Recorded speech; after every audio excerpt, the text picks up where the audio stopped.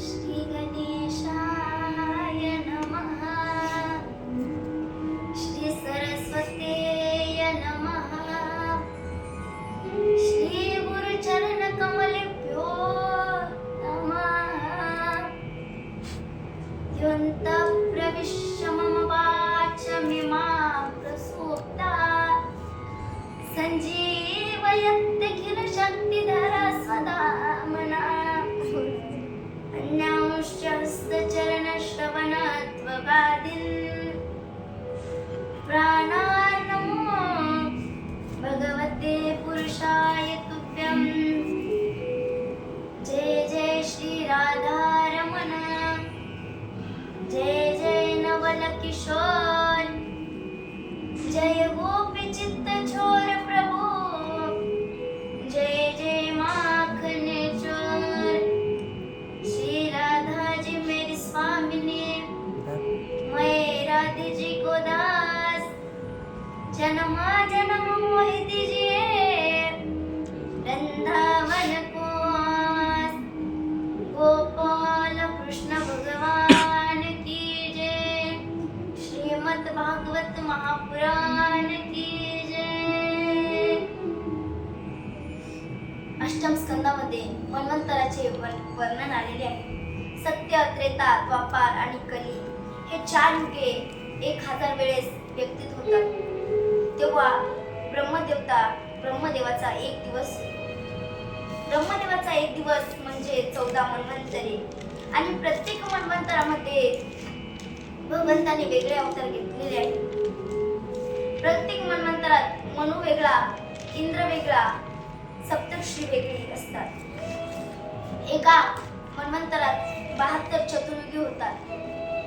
स्वयंभू मनुचं रक्षण भगवंताने केलेलं आहे. स्वयंभू मनुचं रक्षण भगवंताने केलं.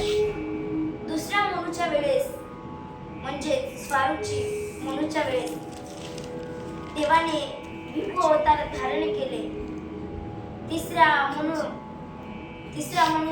त्यावेळेस भगवंतांनी सत्यसेनाचा रूपात अवतार धारण केले. चौथ्या मन्वंतरात प्रभूने हरी रूपात अवतार घेतला. हरीन गजेंद्र मगराच्या मृत्यूतून सोडवले. शुकाचार्य परीक्षितीला सांगतात, आसितं वै राजन् त्रिकुटा इति विस्तता श्रीनोद्रेण नावता सीमान योजनायुतमुचित. शुद्धोजी म्हणतात, श्रीसागराने वेढलेलं त्रिकुट नावाचं पर्वत आहे. तेथे गजेंद्र नावाचा हत्ती राहतो. तो अनेक हत्तींचा पती आहे. उन्हाळ्याचे दिवस होते. तो जलक्रीडा करत होता. अनेक हत्तींसह जलक्रीडा करत होता. त्याचे पाय हे मगराने धरले. तो विचार करतो की हा छोटा जीव माझा काय करणार आहे. मोठे मोठे माझ्या भीतीने पळून जातात. हा माझा काय करणार आहे. त्याने पूर्ण बलाचा वापर केला पण उपयोग झाला नाही. त्याच्या लक्षात आलं. त्याने परिवाराला हाक मारली. परिवारानेही प्रयत्न केलं. त्यांचाही नाईलाज झाला. शेवटी त्याने परमात्म्याची प्रार्थना केली. संसार हेच सरोवर, जीव हाच गजेंद्र आणि काळ हाच मगर. हे जगाचे मूळ कारण आहेत. ज्यामुळे हे जगत निर्माण झालं. जो जगत पालन करतो आणि सहार करतो त्या परमात्म्याला माझा नमस्कार असो. येथे कोणत्याही देवतेचं विशेष नाव घेत नाही. ब्रह्मादी देवता सगळे बघायला लागले परंतु विचार करतात, एवढी सुंदर स्तुती कोणासाठी केली. कोणाचंही नाव घेतलं नाही. मग ही स्तुती कोणाची मानली जाईल. श्रीहरी म्हणतात, जी स्तुती कोणाचीच नाही ती स्तुती माझी. मग ती स्तुती माझी आहे. गरुडावर बसून भगवंत आले. देव आलेले पाहून गजेंद्राने आपल्या सोंडेनं कमळाचं फूल समर्पित केले आणि आपणास माझा नमस्कार असो. गजेंद्राला सोडविले आणि त्या मगराचा सुद्धा उद्धार केला, कारण त्याने भगवंत भक्ताचा पाय धरला होता. हरिप्राप्तीशी उपाय धरावे संतांचे पाय, येणे साधती साधना तृप्ती भावाची वंदने. शुकदेवजी म्हणतात, राजन, हा गजेंद्र आणि नरक हे दोघेही पूर्वी जन्मातील शापित होते. नरक मागील जन्मातील हुडू नावाचा गंधर्व होता. महर्षी देवाच्या शापाने नरक झाला. गजेंद्र हा मागच्या जन्मात इंद्रद्रुम्त नावाचा राजा होता. यांनी अगस्त्य ऋषींना पाहून प्रणाम केले नाही, त्यामुळे त्यांनी श्राप दिला, जा हत्ती होशी. चाक्षुष मंतरामध्ये समुद्र मंथन झालं आणि या मन्वंतरामध्ये देव आणि दानव यांनी मंथन केलं. एकदा दुर्वाशी ऋषी वैकुंठातून येत होते. मार्गात इंद्र भेटला. त्यांनी त्यांच्या गळ्यातील पुष्पमाला इंद्राच्या गळ्यात टाकली. इंद्रानं ते हत्तीच्या मस्तकावर ठेवली आणि हत्तीनं सोंडेने ती पायाखाली तुडवली. दुर्वाशी ऋषींना राग आला. त्यांनी श्राप दिला, जा दरिंद्री ऋषी. इंद्र दरिंद्री झाला. सर्व देवता आणि ब्रह्मदेव मिळून भगवान विष्णूकडे गेले. तुम्ही समुद्र मंथन करा, यातून तुमची सर्व संपत्ती बरोबर येईल. यात राक्षसांची मदत घ्या. देवांनी एखादे मोठे कार्य करायला असेल तर शत्रूची सुद्धा संघर्ष केले पाहिजे, परंतु काम झाल्यानंतर मात्र त्यांच्या बरोबर साप आणि उंदीर याच्याप्रमाणे वर्तन करावे. वेळ न लावता तुम्ही अमृत काढण्याचा प्रयत्न करा. ते प्याल्यामुळे मरण प्राणी सुद्धा अमर होतात. क्षीरसागरामध्ये अगोदर सर्व प्रकारचे गवत, वेली, औषधी, वनस्पती टाका. नंतर तुम्ही मंदाराच्या राशी रवी आणि वासुकी नावाची दोरी करा. समुद्राचे मंथन करा. देवांना तुम्ही असुरांचे सर्व म्हणणे मान्य करा. समोरच्याचे जरी सर्व काम होतात तरी तशी क्रोधाने होत नाही. समुद्रात आलेला कालकूट विषाला घाबरू नका, इच्छा करू नका आणि ती पूर्ण झाली नाही म्हणून चिडूही नका. देवतांनी राक्षसाकडे प्रस्ताव ठेवला. त्यावेळी बळी स्वर्गाच्या सिंहासनावर आरूढ होता. त्याने प्रस्ताव मान्य केला, पण आम्हाला अमृताचा वाटा लागेल. सगळ्यांनी मंदराचल पर्वताकडे धाव घेतला. तो अत्यंत जड होता. कसा तरी उचलला, पण नेताना रस्त्यात खाली पडला. सर्व देवतांना आवाहन केलं. भगवंत धावू लागले.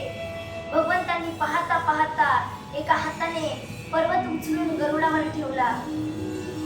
आधी स्वतः त्याच्यावर स्वार होऊन समुद्र तटाला आले. समुद्र मंथन कर सुरू झालं. मंदराचल समुद्रात बुडू लागला. देवाने कड्मरूप धारण केलं.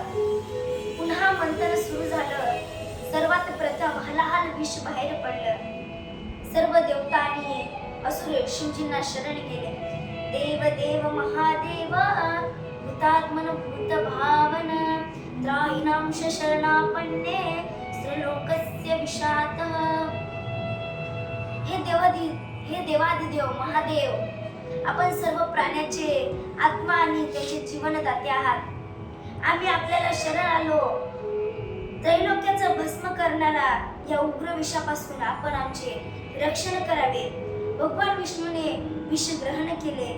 प्राणी मात्राचा जीवन देणाऱ्या शिवजीने ते विष पिऊन टाकले.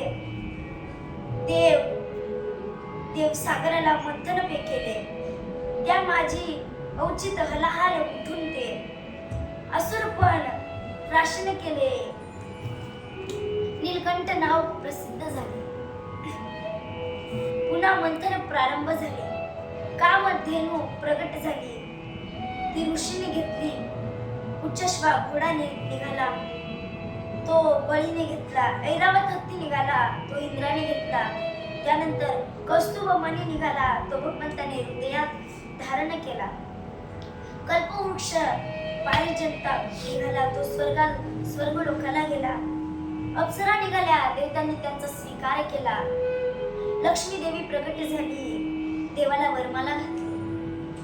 वासुनी देवी निघाल्या, तिच्या असुरांनी स्वीकार केला. चंद्र निघाला, शिवजींनी धारण केला. शंख निघाला, तो भगवान विष्णूंनी घेतला. कल्पवृक्ष धन्वंतरू आयुधाचा प्रार्थना. अमृत कलश घेऊन धन्वंतरी आला. वैद्यांनी चतुराईने तो पळवला. देवांनी त्यांना समजावले, पण ते ऐकले नाही. भगवंत म्हणतात, देवांनो काळजी करू नका. देवांनो देवानं मोहिनी अवतार घेतला. शरीराचा रंग निळा, कमळाप्रमाणे सुंदर होता. दोन्ही कान समान असून कुंडलांनी सुशोभित दिसत होते.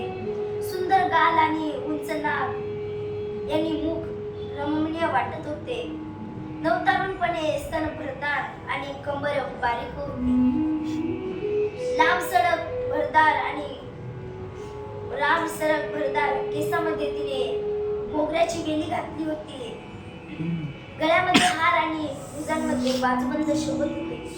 पायातील रुणझुण आवाज करत होते. सुंदर वस्त्र परिधान केले होते. देवते मोहित झाले, त्यांनी मोहिनीशी मैत्री केली. मोहिनीने असुरांना उपदेश करते,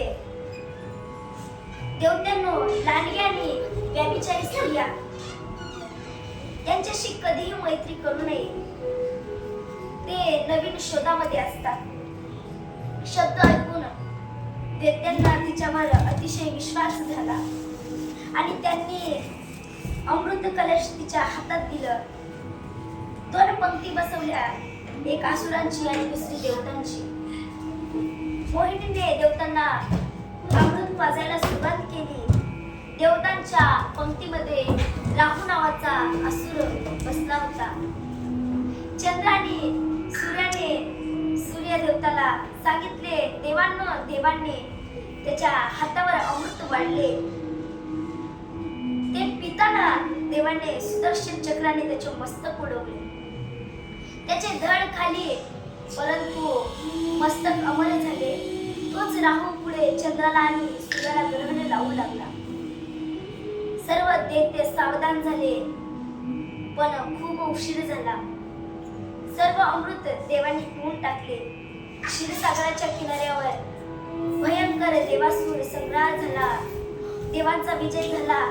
पुढे एक दिवस भगवान शंकर, माता पार्वती आणि सर्व गणासह भगवंताला भेटायला आले आणि त्यांनी देवाकडे मोहिनी रूप बघण्यासाठी इच्छा व्यक्त केली. परमात्म्याने मोहिनी रूप धारण केले आणि शिवजींना मोहित केले. पुढे मोहिनी आणि माग शिवजी धावता शिवजी मोहिनी पुढे आणि शिवजी माग धावता शिवजींचं वीर्य खाली जमिनीवर पडलं. त्यातून सोन्या चांदीच्या खाली निर्माण झाल्या. त्यांनी मोहिनीला धरला आणि हरिहरांची भेट झाली. बलीने नर्मदेच्या किनाऱ्यावर यज्ञाला आरंभ केले. ज्याने 100 यज्ञ पूर्ण केले तो स्वर्गाचा अधिपती होता. यज्ञ चालू आहे. इकडे देवमाता आदिती दुखी झाली. कश्यपांनी तिला तपोव्रत करायला सांगितलं. हे व्रत फाल्गुन महिन्यात शुक्ल पक्षात केले जाते. 12 दिवस फक्त दूध पिऊन नारायणाची उपासना केली. आदित्यने तपोव्रत केले. प्रभू प्रसन्न झाले. भाद्रपद शुक्ल पक्ष नवमी अभिजित होऊन मध्यंतर 12 वाजता आदित्यच्या गर्भातून भगवान वामन प्रगट झाले.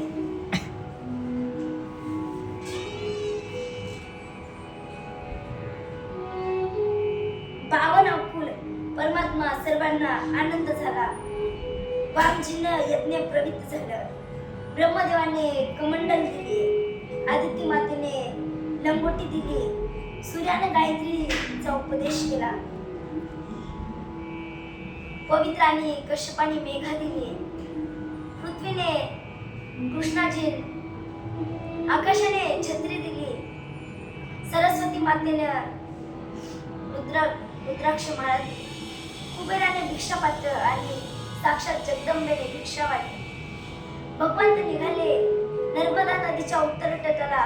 भूवृक्ष नावाचे अतिशय सुंदर ठिकाण आहे. तेथे बली यज्ञ करत होता. वामन यज्ञात आले. बलीला भिक्षा मागू लागले. 3 पावलं भूमी मागितली. शुकाचार्याने थांबवलं, पण बलीने संकल्प सोडला. देवाने 2 पावलात सर्व व्यापलं. 3रा पाऊल कुठं ठेवू? बलीने सांगितलं मस्तकावरती, आणि त्याला पाताळात राज्य दिलं.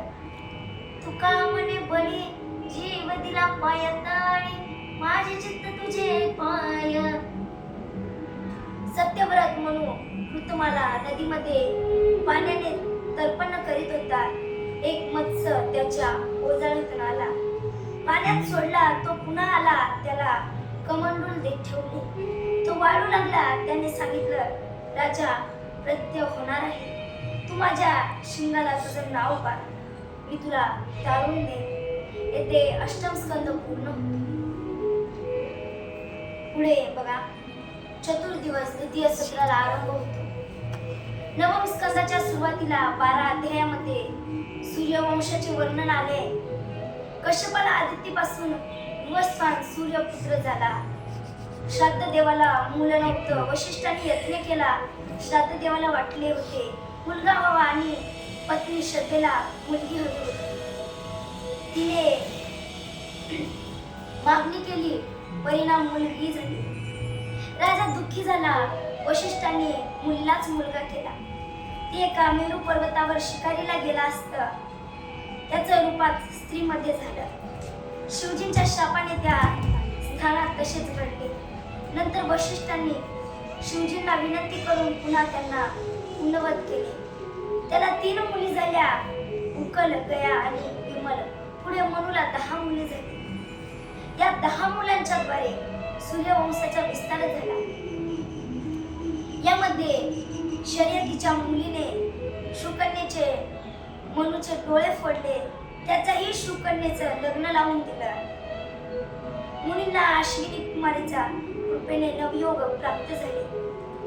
शर्यतीच्या वंशामध्ये राजा रैवत झाले. यापैकी सगळ्यात मोठा कौक्षमी. त्याच्या मुलीचं नाव रैवती.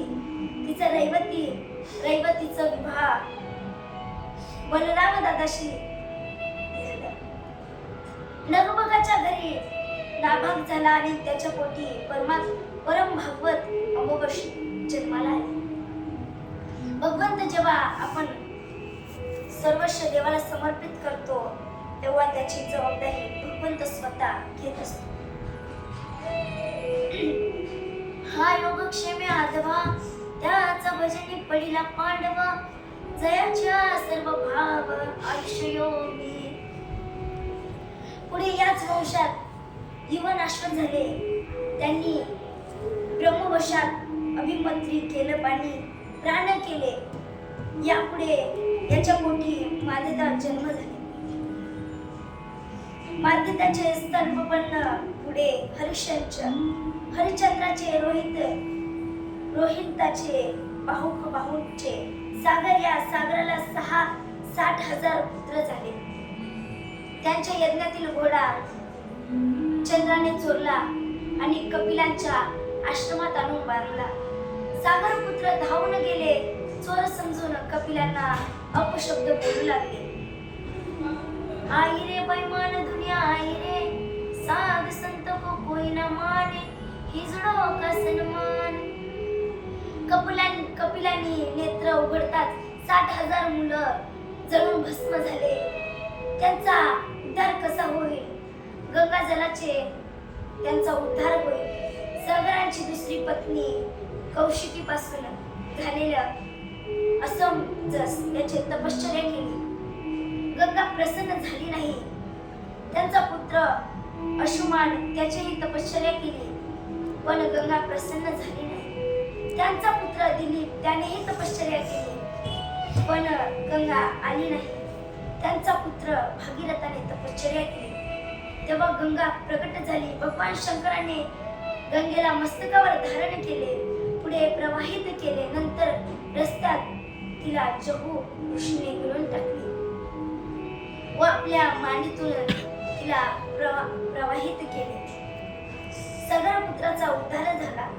शुकाचार्य सांगतात, परीक्षिता, भागीरथाच्या वंशामध्ये सिंधुदीप, आयुताक्षु, ऋषुपूर्ण, सौदास्य, नारीकवच, खंडावक, दिर्यबाहू, रघु, अजदक्ष, राम, लक्ष्मण, भरत, शत्रुघ्न. पुढे 2 अध्यायातून रामप्रभूचं सक्षित चरित्र आलं आहे. रामचरित्र अतिशय पावन आहे. प्रभू अवतीर्ण झाले, त्यांचा बाललीला झाल्या. विश्वामित्राच्या यज्ञामध्ये राक्षसांचा वध केला, अहिलेचा उद्धार, धनुष्यभंग करून विवाह झाला. अयोध्येला परत आले, राज्याभिषेक होणार, पण कैकेयीचे 2 वराहामुळे वनवासात जावं लागलं. मदतीने शयू पार केले, दक्षिणाचा देहवास झाला. चित्रकूटामध्ये भरत भेट पुढे दंडकारणात गेले. पंचवटीतून सीताहरण झालं. नंतर माता शबरीने जटायू मरण, हनुमंत मिलन, सुग्रीव भेट, वाली विभीषणाची पुन्हा अयोध्यात आले, प्रभू राजे झाले. एकदा रात्रीच्या वेळी प्रभू गुप्तपणे राज्यात फिरत असताना पतीचा वाद ऐकला. ते म्हणतात, तू दुसऱ्याच्या घरी राहून आलीस, मी तुला ठेवणार नाही, मी काही राम नाही. हे शब्द प्रभूंच्या कानावर आले. त्यांनी सीतामाईचा त्याग केला. त्या वाल्मिकाच्या आश्रमात राहू लागल्या. त्या गर्भवती होत्या. त्यांनी 2 जुळवा पुत्र जन्म दिला, लव कुश. त्यांनी अश्वमेध यज्ञातील घोडा धरून शत्रुघ्न, लक्ष्मण, भरत सर्वांना युद्धात हरवलं. हनुमंताला बंदी बनवलं. अयोध्येत रामायण गायलं. सर्व श्री रामायण प्रभू ऐकली, कुश लव रामायण गाती. घर घर में आपो एक ही नारा गूंजेगा, मेरे भारत का बच्चा बच्चा, जय जय श्री राम. निमित्तीच्या वंशामध्ये सगळे ब्रह्मज्ञानी होते. त्याने यज्ञ प्रारंभ करून महर्षी वशिष्ठांना आमंत्रित केले. वशिष्ठ म्हणाले, राजा, इंद्राने मला अगोदरच यज्ञासाठी बोलविलेले आहे. त्याचा यज्ञ पूर्ण करून मी तुझ्याकडे येईन. तू माझी वाट पाहू. विचार निमित्तीने जिवंत क्षणभंगूर आहे असे समजून यज्ञाला आरंभ केला. जेव्हा वशिष्ठ परतले तेव्हा त्यांचे नेमीला शाप दिला. पुढे चंद्रवंशाचे वर्णन.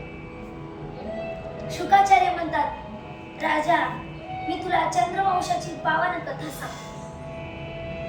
आदी नारायण, ब्रह्मदेव, अत्री, चंद्र, बुध, पुरुष, अवर्षी, अटस सर्वपासून, आयु, शुताशु, सत्यापूर, रय, जय, विजय. 6 मुले झाली. पुरण्याचा वंश म्हणजे कौरव पांडवांचा वंश. पुढे विश्वामित्राचा वंशाचं वर्णन आहे.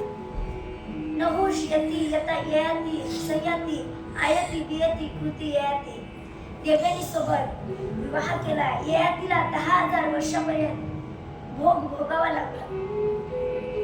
आपल्या गुरु नावाच्या मुलांचे तारुण घेऊन त्याला आपली वृद्धावस्था दिली होती. पुढे त्यांच्या मनात विचार आला, भोगात शांती नसे. सिद्धांताचा आसुर स्नन ययातीने ग्रहत्याग केला. त्याच्याबरोबर देवयानीने सुद्धा वैराग्य मार्ग पत्काला. पूर्ववंशात पुरत्न, भरत वंशात जन्मले रणदेव. पुढे पाचाल वंश आणि कौरव वंश, मगध वंश.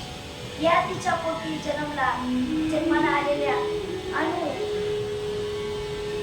सुहसी सुहसी यदु यदुवंशात आजमीत देवमीत सुरसेना पोटी अन्य दिवशी वासुदेव जन्माला आले. त्यांचा विवाह पौरवी रोहिणी भद्रा मदिरा रोचना इला आणि शेवटी देवकीशी झाला. शुकदेवजी वर्णन करतात या धरेवर कंसाने जरासंगा रखे राजे पापचरण करायला लागले. तेव्हा पृथ्वी पीडित होऊन ब्रह्मदेवासह भक्ताजवळ क्षीरसागर गेले. पापी जे अभक्त देल ते मातेने धरिणी झाले त्याचे. सगळ्यांनी भगवंताची पुरुष सुखाने प्रस्तुती केली. वासुदेवा ऋषिकेशा माधवा मधुसूदना करिता ती स्तनमना पुरुषोत्तय. या स्तनमनाने भगवंत प्रसन्न झाले. भगवंताने आकाशवाणीद्वारे सांगितलं, आकाशाची वाणी सांगे सुतराशी तळमळ मानसी करुणाका. देवकीच्या गर्भी येईल भगवान राहील ब्राह्मण गाई भक्त. भगवंत वासुदेवाच्या घरी जन्म घेणार आहेत. देवकीच्या गर्भातून प्रभू अवतीर्ण होणार आहेत. तुम्ही सर्व देवता गोकुळामध्ये अवतीर्ण व्हा. भगवंताने शेषाला सांगितले, तुम्ही अवतरण घ्या. शेष म्हणे मज क्षमा झाले फार या लागे अवतार विनहेची. भगवंत म्हणतात, या अवतारात तुम्हाला त्रास होणार नाही. मागे तुम्ही लहान भाऊ होते, आता मोठे बंधू. तुमची सर्व आज्ञा पाळी. भगवंत लक्ष्मीजीला सांगतात, आपणही अवतार धारण करा. लक्ष्मीजी सांगे तेव्हा ऋषिकेशे कौंडण्यपुराशी जावे तुम्ही. सगळी अवताराची भूमिका स्पष्ट झाली आहे. हावकाल 2 मुले होती, देवक आणि उग्रसेन. देवकाने आतापर्यंत 6 मुलींचा विवाह वसुदेवाशी लावून दिला. आता 7वी मूल देवकीचा विवाह सुद्धा वसुदेवाशी ठरवला. उग्रसेन पुत्र कंसाने दरबार सजवली, नरकाला सजवली, मंडप टाकली, सर्वांना निमंत्रण दिला, मंगलवाद्य वाजू लागले, विवाह सोहळा पार पडला. स्थान वसुदेव देवकी आहे आणि कंस रथाचा सारथी झाला. एवढ्यात आकाशवाणी झाली, ऐक कंसा, आकाशाची वाणी सांगत असे कंसा. हा आणि हा भरवसा बोलण्याचा, आठवाईचा पुत्रा वदिल तुझशी. ऐकोनी मानसी क्रोधावला, घेऊन या खडग माराया धावला. हात तो धरिला वसुदेवे. वसुदेवजी संकट टाळण्याचा प्रयत्न करतात. कंसा, बहिणीला मारून काय करणार आहेस? हिचा पुत्र तुला मारणार आहे, ही थोडी ना मारणार. मी तुला सर्व मुलं आणून देईल, वाटलंच तर तू तुझ्या नजरेच्या खाली आम्हाला ठेव. मात्र कंस मनाचा होता, त्याने काहीच विचार केला नाही आणि त्यांनी देवकी आणि वसुदेवाला तुरुंगात टाकले. पहिला मुलगा झाला कीर्तिमान नावाचा मुलगा झाला. कंसाकडे त्याला देण्यात आला. कंसाने सलग 6 मुले मारली. आता 7वा जो गर्भ योग माया नेत आश्रय करीत मना माझे. रोहिणी उदरी नेविन घातला, ना कळे कुणाला देववीन. आता अष्टम गर्भामध्ये भगवंत आले. देवकीचे तेज झळकू लागले, सूर्यासारखे तेज दिसू लागले. मात्र कंस उठता बसता चालता फिरता खाता पिता आठवा चिंतन करू लागला. नाम म्हणे भय लागलेसे ध्यान, चराचरी कृष्ण दिसत असे. भगवंत गर्भात आले असता देवांनी आणि ब्रह्मदेवांनी स्तुती केली. याला गर्भस्तुती म्हणतात. संपूर्ण देवता भगवंताची स्तुती करतात. हे प्रभू, तुम्ही त्रिकालवादून आहात. भूत भविष्य वर्तमानाने शाश्वत आपणच आहात. आम्ही आपणास वारंवार नमस्कार करतो. सर्व गुणांनी युक्त अशी अतिशय उत्तम वेळ आली. आकाशातील सर्व नक्षत्रे, ग्रह आणि तारे शुभ होते. श्रावण महिना, रोहिणी नक्षत्र, वर्षा ऋतू, पक्ष अष्टमी तिथी, बुधवार, दिवस मध्यरात्र. भगवंत देवकी आणि वसुदेवाच्या सन्मुख चतुर्भुज रूपाने प्रकट झाले. आयुनी सबग नोहे काही श्रमी, नाम याचा स्वामी प्रगटाला. गोपाल कृष्ण भगवान की जय. वसुदेव देवकी प्रकट झाले. परमात्म्याची स्तुती केली. भगवंत म्हणतात, तुमच्या तपाच्या बलाने मी आलेलो आहे. आपण स्वयंभू मनंतरामध्ये पृथ्वी आणि आदित्य झालेले आहे. आता देवकीने प्रार्थना केली, देवा लहान व्हा. देव लहान झाले. देवकी म्हणते, सोडा मिठी, लपवा जग जेठी, जणी कंसाशी कळेल माझ्या बाळाशी वदेल. वसुदेवांनी देवाला उचलला. कमळावधी पायाची बांधणी गळती. नंदाच्या घराला मज नेई गोकुळाला. माया उपजली तेथे देवी मजाने येते. वसुदेवांनी भगवंताला डोक्यावर घेतले. पायातली बंधने तुटली. वृक्षपाळ झोपी गेले. वसुदेव बाहेर निघाले. रघुमानाने प्रवेश केला. पाऊस पडत होता. शेषाने छत्री धरले. यमुनेला देवाने अंगठ्याने स्पर्श करून दर्शन दिलं. यमुनेने वाट दिली. गोकुळात आले. भगवंताला यशोदेजवळ ठेवलं. मायेला उचललं आणि परत आले. माया रडू लागली. कंसाला निरोप मिळाला. धावतच आला. उचलली आणि आपटणार तेवढ्यात हातून सुटली आणि बोलली, तुझ लागी वधी उपजला मजा आधी.